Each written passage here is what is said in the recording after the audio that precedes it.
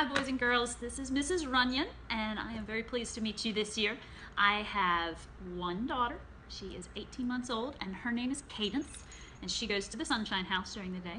My husband helps people collect rainwater from their roof and use it in their house or maybe to water their plants in their garden.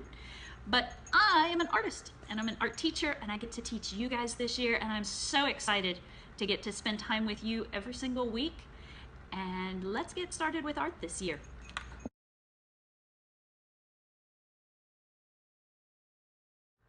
So this year, we're gonna start class differently than we have in the past. And this year, when you come in the front door of the classroom, you'll walk all the way up front to the Promethean board and take a seat on the floor. Just sit crisscross so your feet are not in other people's way. Don't sit up on your knees. No one takes a knee. We all sit down on the floor. That way everyone can see equally and make sure you give some space to other people. After we've taken a seat, we're going to start class by reviewing a little bit about what we've done in the past weeks. And then after we've reviewed, we may have a new lesson. It'll be really short, maybe 5 minutes long. And you're going to get your sketchbooks, maybe your portfolios. We'll talk about what a portfolio is in a little bit. You'll get your portfolio and you'll look back in your sketchbook and see what you did last week and decide, do I want to do the same thing or do I want to go and do something else? Because this year, we're not going to have one project per week or everybody doing the same thing.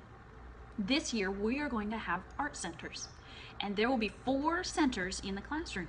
And you'll be able to choose one of those centers to go and make art.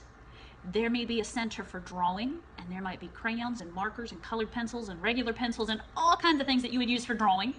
There might be a center for painting, and you would have brushes and different paints and everything you need at that center for what you need to paint.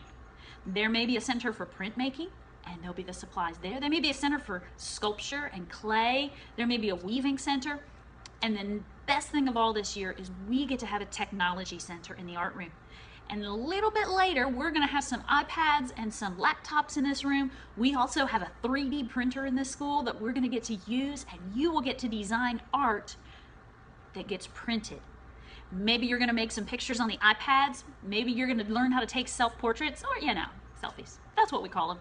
And change them a little bit, add some filters, and make them more creative.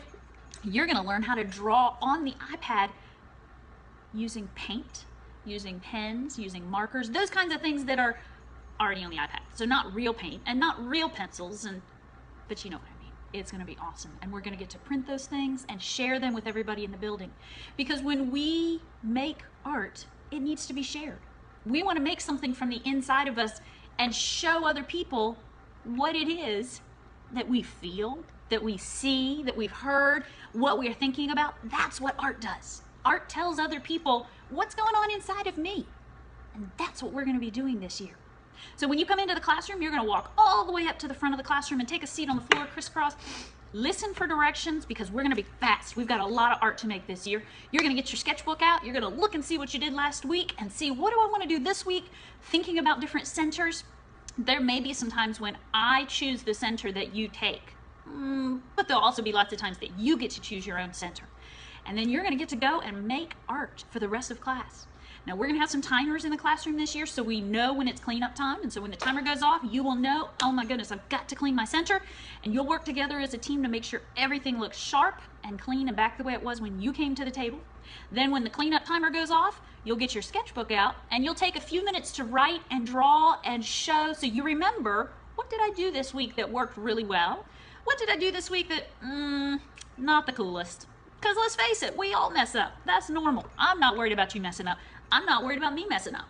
Because, yeah, we mess up. That's normal. So you're gonna have bad art weeks and you're gonna mess up, but it's okay. Write it in your book and save it so you remember, what did you learn when you messed up? How can you do it better next time? Maybe, who could you ask to help you? Lots of different things you can think about and change for next time. That's what we're going to be doing first, middle in the art class, last in the art class, and then we'll put our sketchbooks away and we'll go line up at the door and see you next week.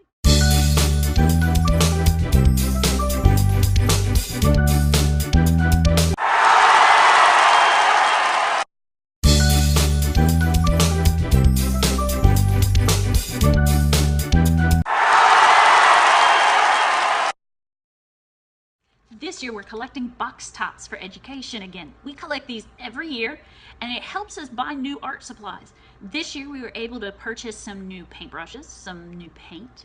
We were able to purchase lots of great, awesome drawing paper and painting paper. And because you all looked at your house for these coupons and brought them to art class, we were able to get lots of cool supplies. So this year I want you to start looking at your house. Maybe look on your Kleenex boxes, maybe look on your pizza boxes, maybe look on your little brother, little sister's baby food or cereal boxes. They're all over the place on all kinds of things you buy from the grocery store. I want you to either tear them off like this, or you can cut them. You can even see a little bit, there's a little scissor right here. You can cut that if you want to, but tearing it's just fine. You don't have to cut it.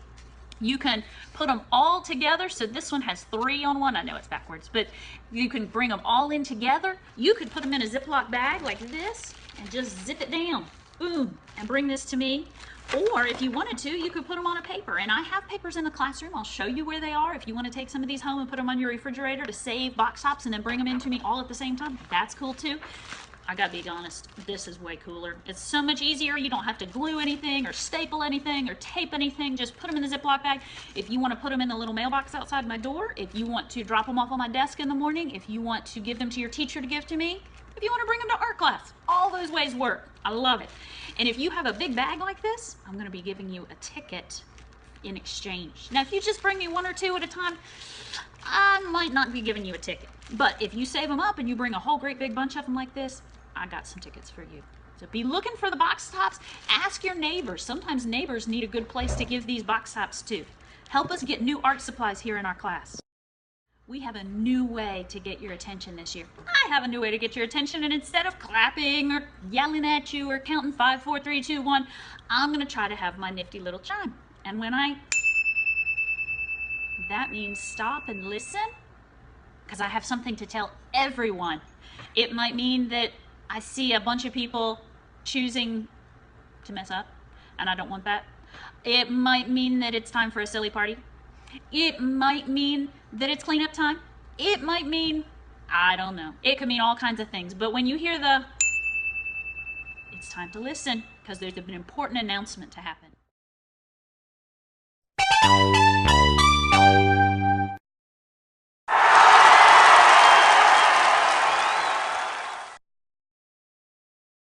Let's make a sketchbook today. I want you to count 20 pieces of paper. 1, 2, 3, 4, 5, 6, 7, 8, 9, 10, 11, 12. Oh, there's 2. 12, 13, 14, 15, 16, 17, 18, 19, and 20. I want you to count 20 pieces of paper. You can stack them up neatly if you want to, but don't fold them all at the same time.